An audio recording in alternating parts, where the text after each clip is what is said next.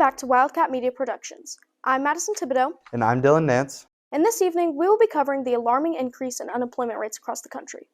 We will hear from Amani Odetala, who will be interviewing local business owners and district employees here in Ponca City. She will be speaking with business owner Keisha Hayes, as well as Ponca City's Executive Director of Human Resources, Mrs. Jennifer Dye, about how this issue has affected their organization. Thank you for joining us.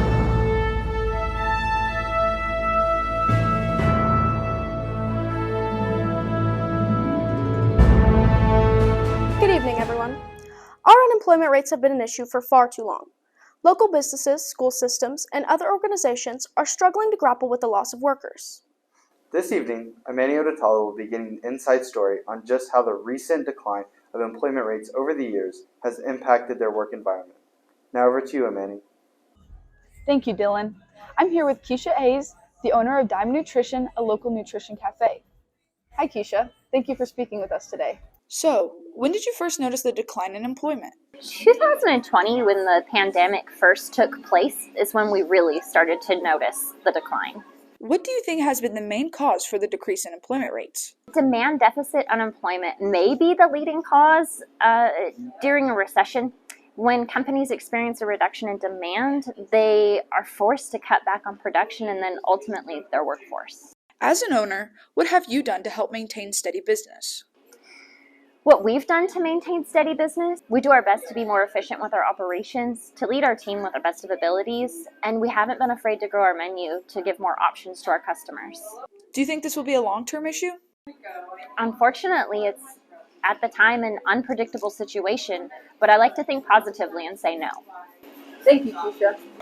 Now, let's head on over to Mrs. Jennifer Dye, Executive Director of Human Resources for Ponca City Public Schools, to hear about how this issue is affecting our local school system.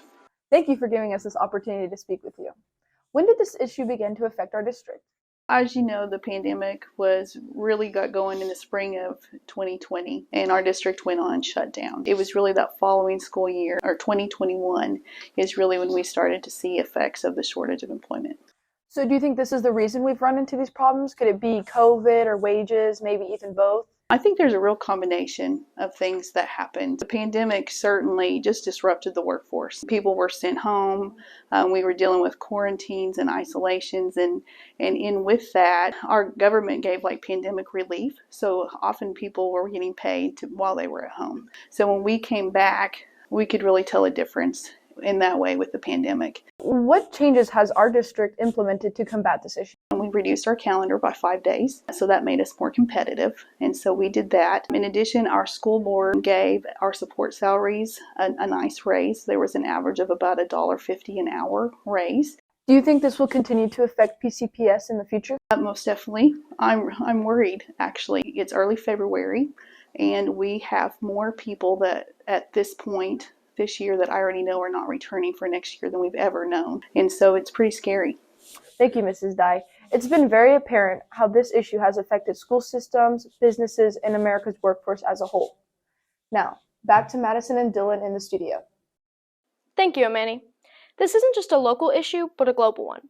It's good to see how our community is finding solutions to combat the shortage in our workforces in order to build a better future. I agree, Madison. Now on to our next story. Let's talk about how our local BPA chapter has been assisting the community at events such as monthly fly and breakfast.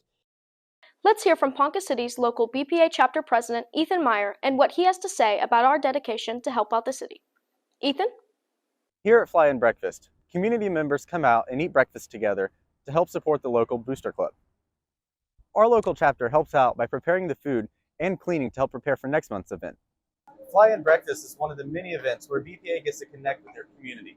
We love getting to meet new people and help bring the community together at events like this. Thank you, Ethan. As we can see, Pohai BPA is always out doing what they can for the community. They are one of many great groups at the high school whose efforts are especially important during this time. These young adults are making an impact, and this community is very proud. They are certainly giving purpose to potential. We hope you've enjoyed tonight's stories on unemployment rates and the impact of our local BPA chapter in the community. This has been the evening broadcast by Wildcat Media Productions. Thank you. And good night.